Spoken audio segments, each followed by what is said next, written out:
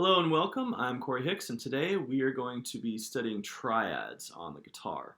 And a triad is any three-note structure. Okay? So if I have this G chord here, this is still a triad, even though I'm playing 6 strings. Why? Well, I have G, B, D, G, D, and G. Okay? So any three-note structure is going to be a triad. The 4 basic ones are going to be major, minor, diminished, and augmented. Okay? So let's just take a D major scale, for example, and I'm going to use pattern 3 as my example.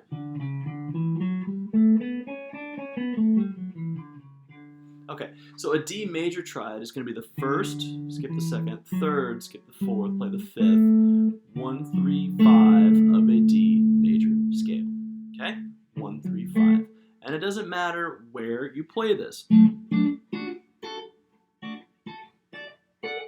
Anywhere on the neck is a D major triad. It could be here, it could be here, it could be here, it could be here, it could be here, it could be here, it could be here, it could be here. It doesn't matter. Anywhere those 3 notes come together is a D major triad. Okay? But we're just using it in this location just for example. Now to make that a D minor triad, I have to take the third, 1, 2, 3, and lower it by 1 fret or 1/2 step. Okay? And so then it's going to sound like this. D minor. Okay? And then if I want to make it diminished, I stick with the D minor and I lower the 5th. Okay? So 1, flat 3, flat 5. Now for the augmented, you start from the major and you raise the 5, which I would like to play like this. Okay? So you should have 2 sheets of paper. One is triads on strings 1, 2, and 3. And one is triads on strings 2, 3, and 4. And each triad is going to take up 3 strings, obviously, because we have 3 notes. And we're going to start with one that you all know. It's going to be D major. Right here, it's basic D major chord. In order to be able to do all of this, what we're going to need to do is memorize the chord tones. Don't think notes just yet. And don't think frets. Please don't think frets, okay? You need to think chord tones. So why chord tones? Well, this D triad is 5, 1, 3. It just so happens that it's A, D, F sharp. All right? So why not think of the notes? Well, what if we did an A flat triad? Well, now I have E flat, A flat, and then C, okay? But if I just think numbers, no matter where I go, this triad is 5, 1, 3, 5, 1, 3, 5, 1, 3, 5, 1, 3, 5, 1, 3, 5, 1, 3.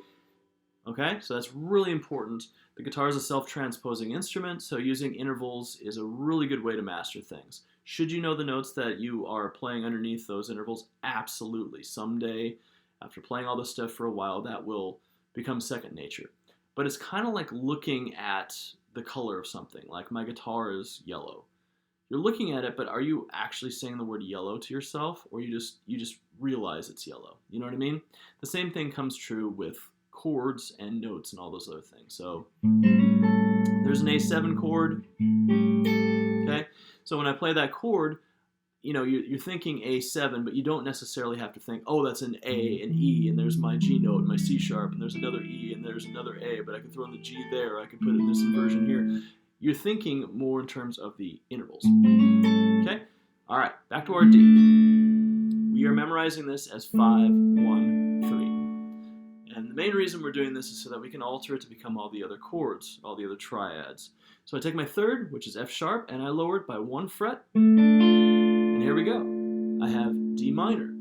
I'm often very surprised when I see students, they don't, because your fingers look different when you're playing a D and a D minor, they don't really see that only 1 fret is moving, right? Okay? That means that all of these are minors. Here's D minor, and E flat minor, and E minor, and F minor, and F sharp minor, all the way up the neck, okay? All right, now to make our D minor a D diminished, if you remember, we take the D minor structure, and we just lower the 5th, so that A note goes down to an A flat. And now I have D diminished. D major, D minor, and D diminished. Okay? Starting from the major structure, if I raise the 5 to a sharp 5, I get D augmented. Okay? Make sense? Pretty simple, right? All right. Now what I'm going to do is I'm going to say I need to play these diatonically. I need to play these in a key so that I can use them, okay? And so our key of D major is going to be D major, E minor, F sharp minor, G major, A major, B minor, and C sharp diminished. Remember, it's 5, 1, 3. So on all of those B string nodes of the D major scale, D, E, F sharp, G, A, B, and C sharp, that's where the root of the triad is going to go. So then I would have D major, E minor, F sharp minor, G major, A major, B minor, C sharp diminished, and back to D. Okay? So this is a really good way to practice them because you have the whole key. You have all the triads that you're going to be using in one key. Okay? Now, there are other inversions of this, so you're not done yet. This D chord is 5, 1, 3. The next inversion on our neck is going to be 1, 3, 5. That's D, F sharp, A. So when we get to this inversion, we're going to do the exact same thing. We're going to lower our third to become D minor. And then we're going to lower our fifth. That's going to be an A flat note. I like to play it like this. But it's okay if you play it like that. And that's our D diminished. Okay? And then back to the major structure. If we raise our 5, A to A sharp, you're going to get D augmented. Now you'll notice that the augmented shape, wherever we put it, is exactly the same. This is one of the symmetrical structures on the guitar. It's a fascinating subject. But what we're doing is we're putting this D chord on all of the chord tones of D augmented. So D augmented with D on top, D augmented with A sharp on top, D augmented with D on top, same fingering. Pretty cool, huh? All right.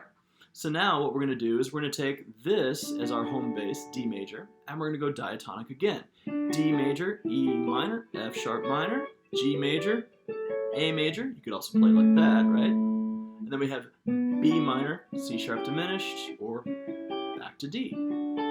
Okay?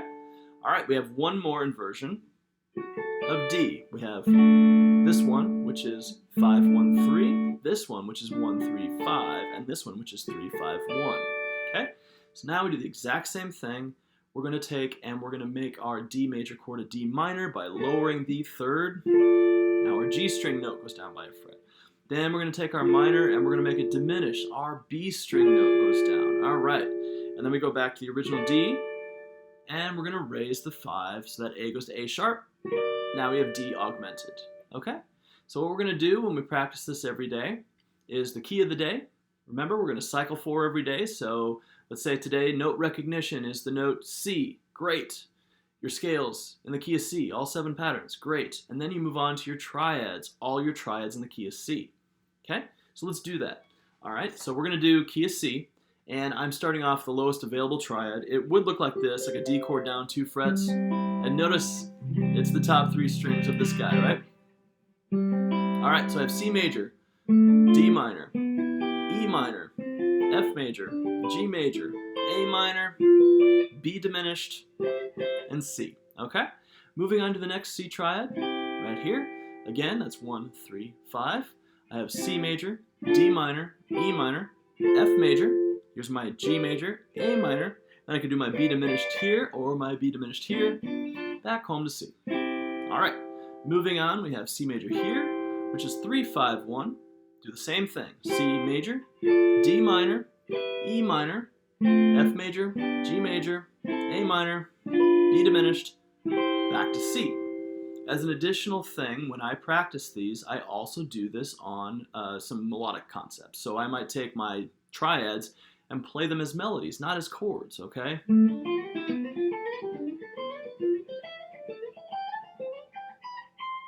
I might take 2 triads.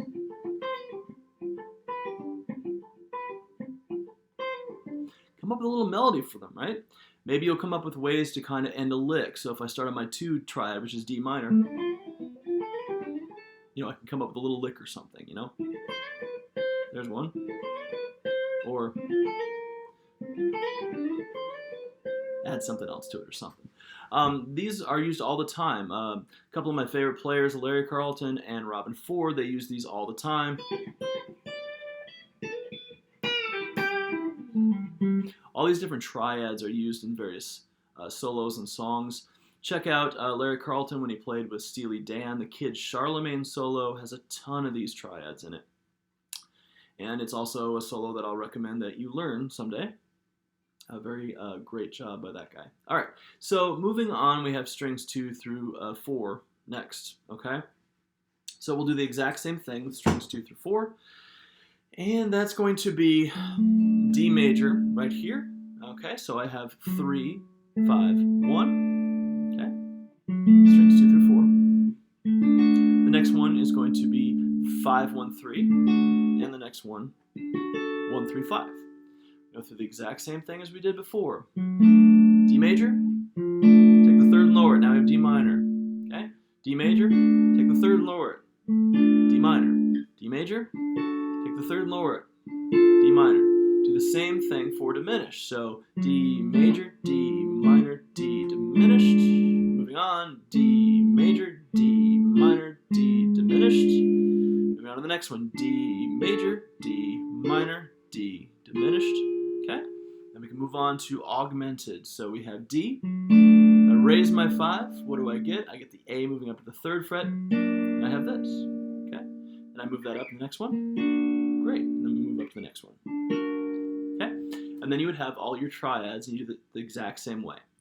As an additional practicing tool for your strings 2 through 4, we use these a lot as comping and chords and melodic concepts in worship music and also in pop music, country music, and lots of things like that.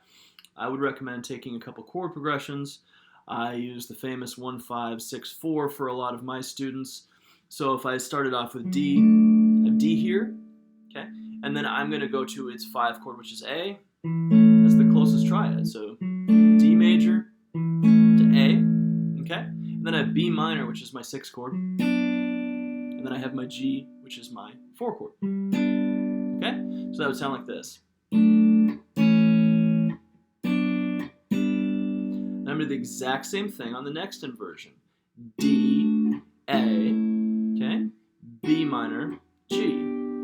Then I'm going to move up to my next one. D, A, then I'm going to go to B minor, and then to G. And you can see where this goes. This is a really cool way to add dynamics to a solo. Okay, this is really good a way to add dynamics to worship time, to do any of these types of things, because it's the same chord progression, but you avoid listener fatigue by using a different inversion. Dynamically, this is great for prayer time and worship because it just gives this lift to everything that you're doing. So it would sound like this. Go.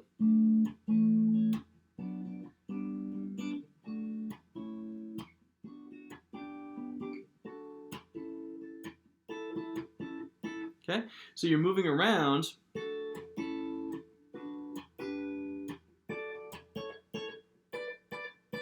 And you can do this all the time. You know, any song, you can come up with little melodies for that. You know, all those types of things that you've heard before. Anyway, so that's how you would practice that every single day. You do strings 1 through 3 on your melodic triads, focusing more on creating melodies and connecting ideas. And then strings 2 through 4, you could apply it more to comping, playing chords, and that type of thing. Just as a add-on to this, there are other triads obviously on the guitar. You can do them up and down. So if I did a D major triad, I could do it across the strings.